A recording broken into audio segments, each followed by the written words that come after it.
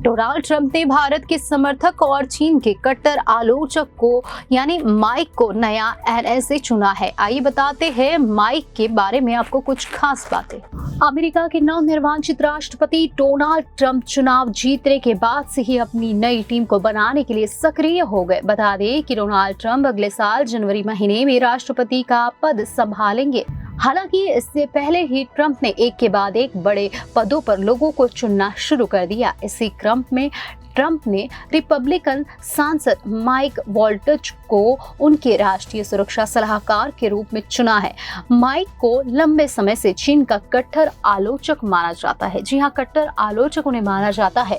Mic एक retired army national guard अधिकारी है। वो अफगानिस्तान में तालिबान से जंग में हिस्सा ले चुके हैं और माइक को महत्वपूर्ण राष्ट्रीय सुरक्षा मामलों पर ट्रंप को जानकारी देने का काम सौंपा जाएगा। इसमें रूस यूक्रेन जंग, रूस और उत्तर कोरिया के बीच गठबंधन, इजराइल, हमास और हिजबुल्लाह के बीच संघर्ष आदि शामिल है।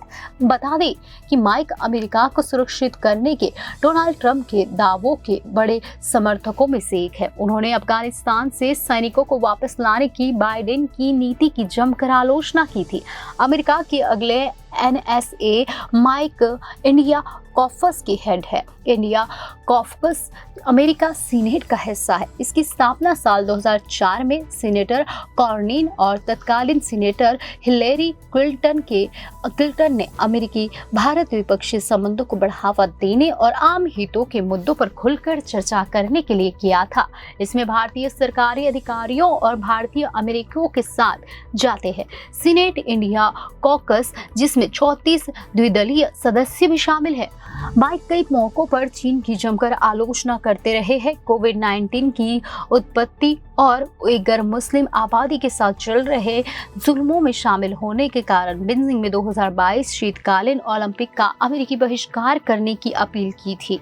माइक रिपब्लिकन पार्टी की वाइना टास्क फोर्स में भी शामिल है। उनका कहना है कि अगर इंडो पैसिफिक क्षेत्र में संघर्ष होता है तो अमेरिकी सेना उतनी तैयार नहीं है जितनी होनी चाहिए।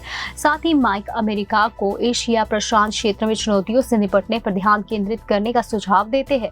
इससे पहले ट्रंप ने राजनीतिक सलाहकार स्टीफन मिलर को अपने नए प्रशासन में नीति मामलों पर उप प्रमुख चुना है। इसके साथ ही ट्रंप ने टॉम होमेन उनके आगामी प्रशासन में बॉर्डर जार यानी सीमा अधिकारी के रूप में चुना गया है। उन्हें होमेन अवैध विदेशियों को उनके मूल देश वापस भेजने के प्रभारी होंगे, जो डोनाल्ड ट्रंप के एजेंडे का एक मुख्य हिस्सा है। पहले से ही इस बात की चर्चा थी कि होमेन ट्रंप के दूसरे कार्यकाल में सीमा संबंधित भूमिका में फिर से वो शामिल होंगे।